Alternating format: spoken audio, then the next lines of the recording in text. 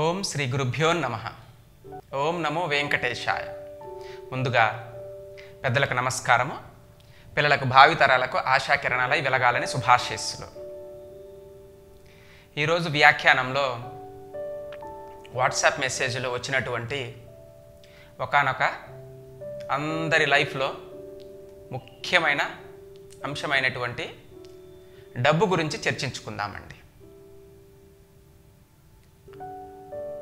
డబ్బు అనేది అందరికీ చాలా చాలా చాలా ముఖ్యమైన, అవసరమైన, ప్రధానమైన సంపద అండి.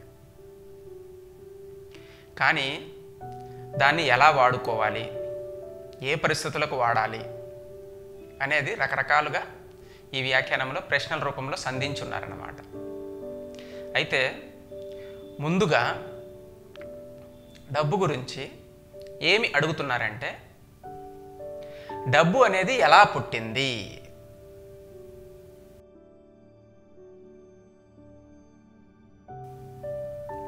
ఎలా పుట్టిందంటే అది జస్ట్ ఒక సాంఘిక ప్రశ్న అండి. అంటే ఒక సోషల్ సబ్జెక్ట్లో మనకు సమాధానం దొరికే ప్రశ్న. దానికి విశ్లేషణ కానివ్వండి, ఇంకొకటి కానివ్వండి ఏమీ అవసరం లేదు. ఈ వాట్సాప్ మెసేజ్లో వచ్చిన అంశాలన్నీ కూడా పిల్లలకు చూపించడం వలన వారు కూడా ఈ విషయాల పట్ల లోతును అర్థం చేసుకోగలుగుతారండి. సో డబ్బు అనేది ఎలా పుట్టిందనేది చిన్నపిల్లలకు కూడా తెలియడం అవసరం, చాలా ముఖ్యమైన అంశం కూడా. ఎలా పుట్టిందండి? పురాతనమైన కాలానికి వెళ్ళినట్లయితే, ఈ యుగం కాదనుకోండి, ఇంకా 2 యుగాల ముందుకే వెళ్దాం. మొదటి యుగం వచ్చేసి సత్యయుగము లేదా కృతయుగము అని అంటారు. ఆ యుగానికి వెళ్ళినట్లయితే ఫస్ట్ మనిషి జీవన ప్రయాణం ప్రారంభమైనప్పుడు పంటలు పండించడము, కొన్ని వస్తువులను తయారు చేయడం జరిగింది. వాటన్నిటినీ ఒకరికొకరు, అందరూ అన్నీ చేయలేరు కదండి, కానీ అందరికీ అన్ని అవసరాలు తీరాలి. సో వీళ్ళు పండించిన పంటను ఇతరులకు ఇవ్వడము, వాళ్ళు పండించిన పంటను వీళ్ళు తీసుకోవడము, వీళ్ళు తయారు చేసిన వస్తువులు ఇతరులకు ఇవ్వడము, ఇతరులు తయారు చేసిన వస్తువులు వీళ్ళు తీసుకోవడము. అంటే వస్తు మార్పిడి, పంట మార్పిడి అనేది చాలా చాలా సంవత్సరాల కిందట జరిగిందని సోషల్లో చెప్తూ ఉంటారు.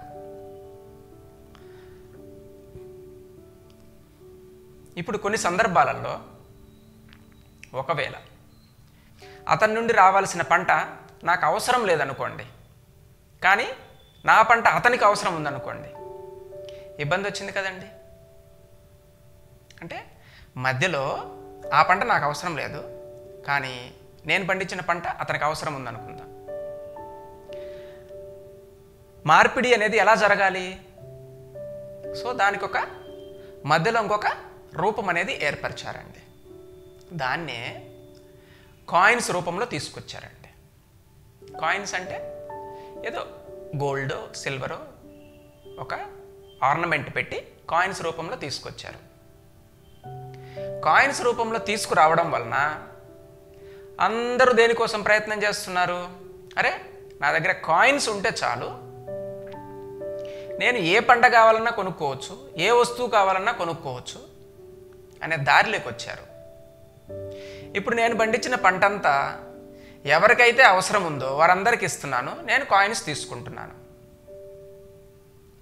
అవన్నీ వాస్తవానికి ఆ పంట విలువ ఎంతైతే ఉందో ఆ విలువకు సమానమైన విలువ ఆ కాయిన్ విలువ ఉంటుంది. అది బంగారంతో తయారు చేశారనుకోండి, బంగారము ఆ విలువ, ఆ కాయిన్ ఎత్తు విలువ ఎంతైతే ఉంటుందో అంతకు తగ్గట్టుగా వీళ్ళు వస్తువు తీసుకునేవారు. అది వెండితో తయారు చేసింది అనుకోండి, ఆ వెండి వెయిట్ ఎంతైతే ఉంటుందో దానికి తగ్గట్టుగా వస్తువు తీసుకునేవారు. దీనివలన క్రయ విక్రయాలు సులభం అయిపోయినాయి అన్నమాట. ఎప్పుడు అందరూ కూడా కాయిన్స్ వాళ్ళ దగ్గర ఉంటే చాలు, బంగారం వాళ్ళ దగ్గర ఉన్నట్లే, వెండి వాళ్ళ దగ్గర ఉన్నట్లే ఫీల్ అయ్యి అన్నీ కూడా వాళ్ళ రూపంలోకి మార్చుకోవడానికి ప్రయత్నం చేస్తున్నారు. అది శ్రీరామదాసు సినిమాలో కూడా రాముల వారు ప్రత్యక్షమై వచ్చినప్పుడు తానీషా ప్రభుకు రామమాడలు ఇవ్వడం జరుగుతుందండి. రామమాడలు అంటే ఈ బంగారంతో తయారు చేసిన బిళ్ళలండి. అంటే ఆ టైంలో కూడా, అంటే రాముల వారి కాలం టైంలో కూడా ఇటువంటి కాయిన్స్ ఉన్నాయని అర్థం. సో తరువాతి కాలంలో ఏమైందండి, గవర్నమెంట్ దగ్గర డబ్బు ఉండాలి కదండి, మరి కాయిన్స్ ప్రొడ్యూస్ చేయాలి అంటే, మార్పిడి చేయాలి అంటే గవర్నమెంట్ దగ్గర అంత సరిపడా ధనం ఉండాలి. అది లేనప్పుడు వీరేం చేశారంటే తక్కువ ఖర్చు అయ్యేటటువంటి కరెన్సీ నోట్లు పట్టుకొచ్చారండి. అవే ఇప్పుడు మనం వాడుతున్న నోట్లు, కాయిన్స్, అవి ఇవి అండి. ఇప్పుడు కూడా గవర్నమెంట్ ట్రై చేస్తూనే ఉంటుంది కదా, బిళ్ళ కాస్ట్, కరెన్సీ నోట్ కాస్ట్ ఎలా తగ్గించాలి అనేది ట్రై చేస్తూనే ఉంది. సో ఈ విధంగా డబ్బు అనేది అభివృద్ధిలోకి వచ్చిందండి. ఇది అంత ముఖ్యమైన అంశమేమి కాదు మన వ్యాఖ్యానానికి. తరువాతి పాయింట్ చాలా ముఖ్యమైన పాయింట్ అవుతుందండి. తరువాతి పాయింట్ చూద్దాం. చూడండి, తరువాతి ప్రశ్న, డబ్బు అనేది దాచుకోవడానికా లేకపోతే ఇంకా ఏదైనా వస్తువులు కానివ్వండి, స్థిరాస్తులు కానివ్వండి కొనుక్కోవడానికా, లేకపోతే తరువాతి తరాలకు ఇవ్వడానికా, లేకపోతే వృద్ధాప్యంలో వాడుకోవడానికా, దేనికోసం అనేది ప్రశ్న.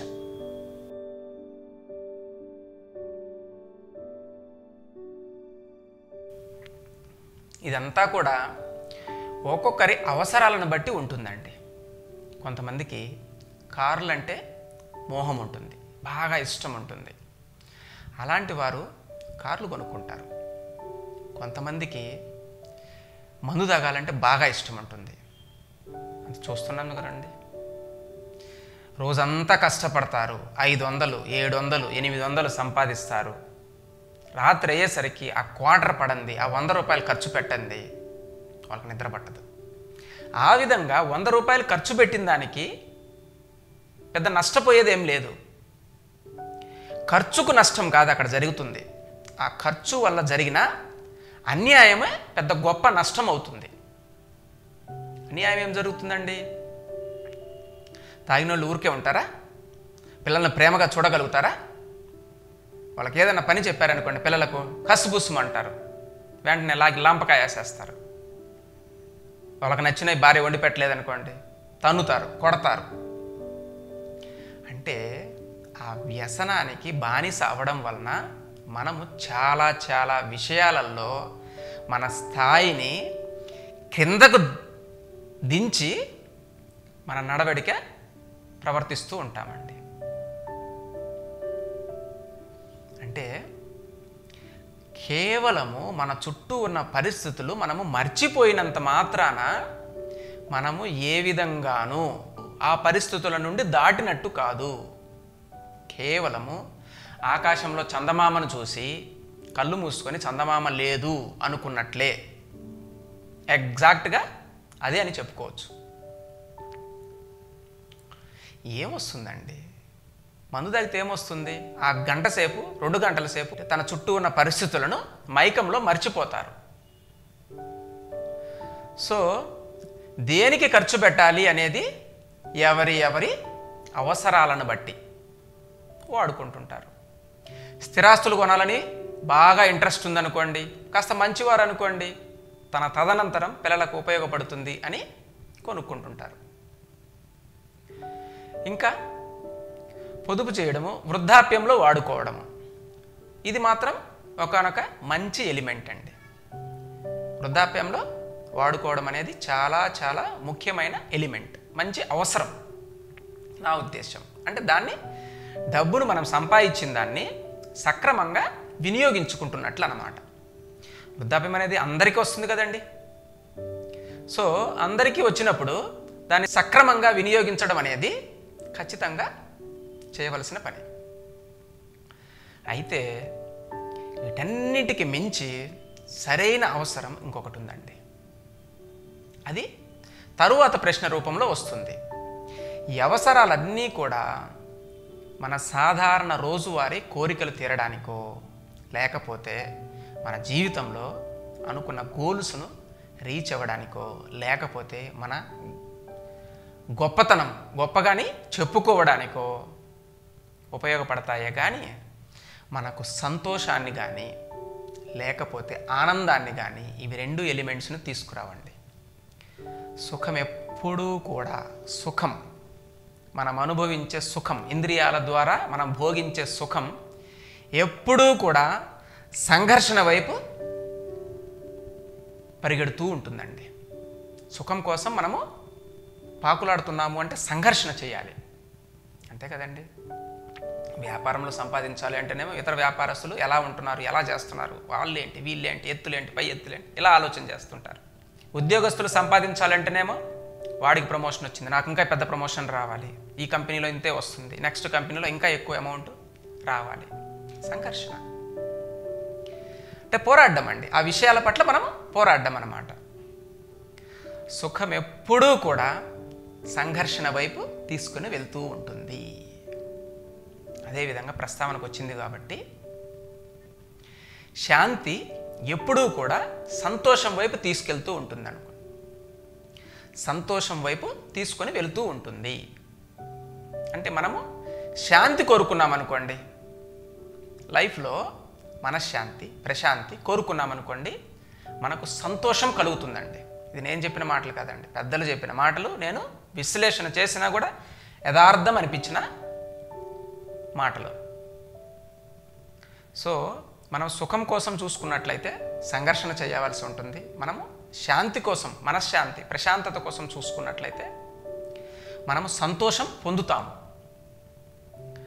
అయితే ప్రశ్న ఒకటి మనము ఇంకొక దారికి వచ్చినట్లు అనిపిస్తుంది, కానీ యథార్థంగా కూడా డబ్బు అనేది ఎలా ఖర్చు పెట్టాలి అనేది పుర్రికొక బుద్ధి అంటారు కదండి. ఎవరిష్ట ప్రకారం వాళ్ళు ఖర్చు పెడతారండి. కానీ తరువాత ప్రశ్నలో చెప్తా ఎలా ఖర్చు పెట్టడం వలన కరెక్ట్ వినియోగం అవుతుంది. తరువాత ప్రశ్న చూద్దాం, చూడండి. డబ్బు ఎందుకు పొదుపు చేయాలి? ఇది సరైన ప్రశ్న అండి.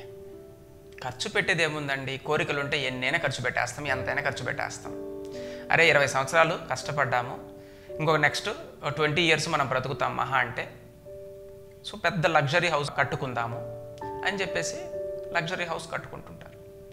ఇవే కాదండి, ఏవైనా కానివ్వండి, అవన్నీ పెద్ద ప్రశ్నలు కాదండి, పెద్ద ప్రశ్నలు కాదు, దానికి చెప్పే సమాధానాలు పెద్ద సమాధానాలు కూడా కాదు. ఇది సరైన ప్రశ్న. డబ్బు ఎందుకు పొదుపు చేయాలి? ఎస్, మనము డబ్బు సంపాదిస్తున్నాము అంటే, ఖర్చు పెడుతున్నాము అంటే ఆ డబ్బు వెనక చాలా శ్రమ దాగి ఉంటుందండి. ఒకవేళ ఆ శ్రమగిన బాగా నిజాయితీ కలిగిన శ్రమ అనుకోండి, మనల్ని ఎక్కడా ఇబ్బంది పెట్టదండి.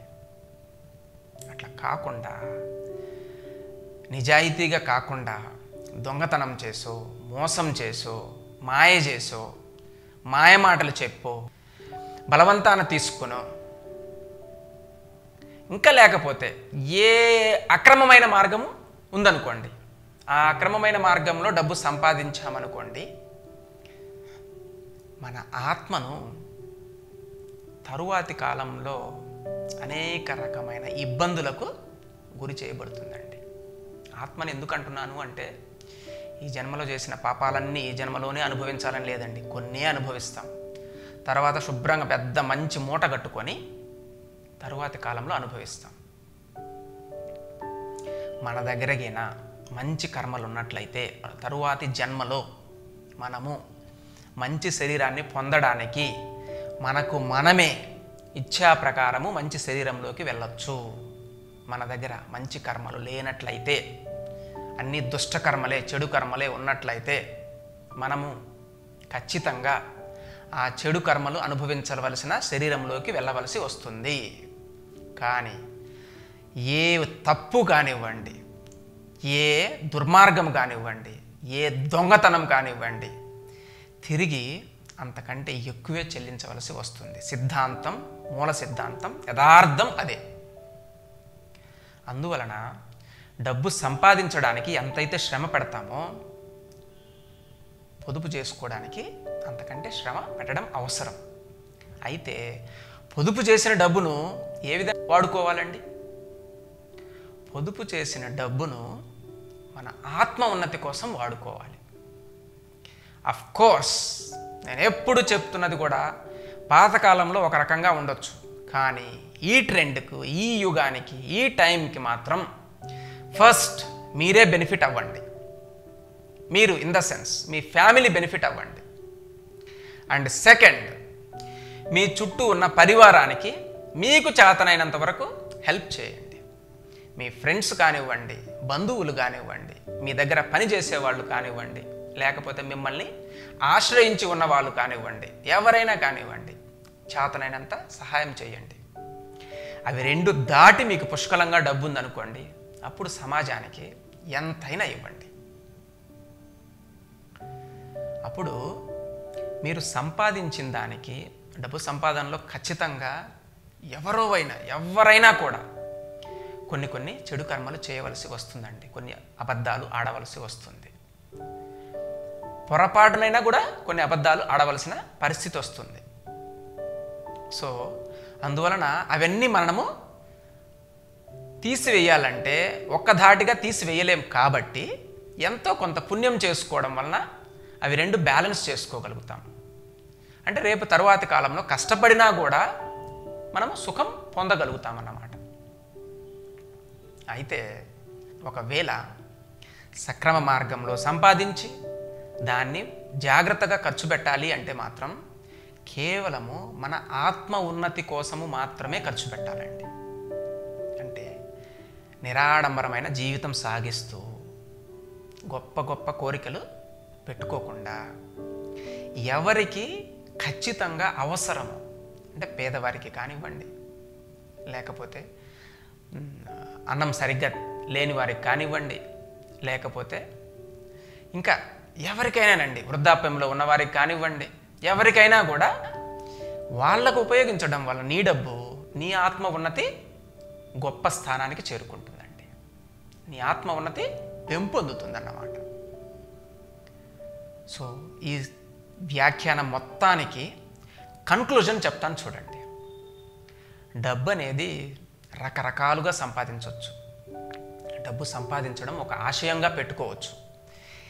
ఇతరులకు ఇచ్చిన మాట కోసమైనా కష్టపడి సంపాదించవచ్చు.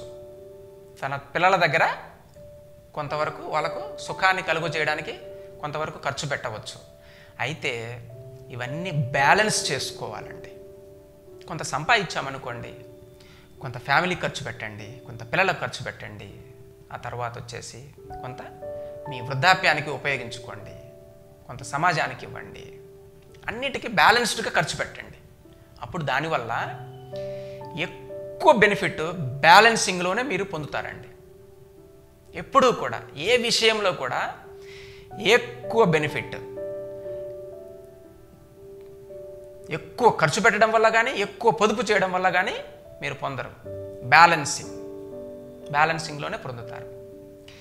ఏదేమైనా మనము జీవితం తీసుకున్నది మన జీవితాశయం నెరవేర్చుకోవడానికండి. ఆ జీవితాశయం ఎలా ఉండాలి అంటే, మన పుట్టుకతో వచ్చిన కర్మలు అట్లీస్ట్ ఈ జీవితం మొత్తము కొనసాగించిన తర్వాత అట్లీస్ట్ దాంట్లో ఉన్న 1%, 2%, లేకపోతే ఇంకా ఎక్కువ పర్సెంట్, లేకపోతే ఇంకా తక్కువ పర్సెంట్ తగ్గించుకొని వెళ్ళే విధంగా ఉండాలండి. ఆ కర్మల భారాన్ని పెంచే విధంగా ఉండకూడదు. అందుకేనండి ఎంత లోతుకు వెళ్ళినా కూడా మీరు చూస్తే స్థితప్రజ్ఞత అవసరం అని చెప్తుంటారు. స్థితప్రజ్ఞత అంటే ఎక్కువ సుఖాలకు పోకుండా, ఎక్కువ దుఃఖాలకు పోకుండా బ్యాలెన్స్ చేసే స్థితి అండి స్థితప్రజ్ఞత అంటే. అంటే ఎక్కువ ఏ విషయం కలిగినా కూడా ఎక్కువ ఆడంబరంగా, ఎక్కువ సుఖానికి తావివ్వరు. పర్వాలేదులే, జరిగితే జరగని. ఇబ్బందులు వచ్చినాయి, ఎక్కువ కృంగిపోరు. పర్వాలేదులే, జరిగితే జరగని. ఎప్పుడో ఇంతకుముందు చేసినా ఇబ్బందులకే కదా ఇప్పుడు ఇబ్బంది పడుతుంది మనము.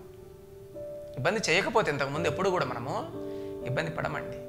సిద్ధాంతమే, అది ఎవరికైనా కూడా ఒకటేనండి. సర్వం పరబ్రహ్మ అర్పణమస్తు. మీరు వ్యాఖ్యానాలు వింటూ ఉన్నారు, చూస్తూ ఉన్నారు. మీకు కూడా మీ పర్సనల్ జీవితంలో కానివ్వండి, మీ బిజినెస్ లైఫ్లో కానివ్వండి, మీ ప్రొఫెషనల్ లైఫ్లో కానివ్వండి, ఏ సమస్యలున్నా buildeasytruepath@gmail.com అనే మెయిల్ ఐడికి మెయిల్ చేయండి. మీకు తగిన విశ్లేషణ చేసి సమాధానాలు తెలియపరుస్తాము. నమస్కారం.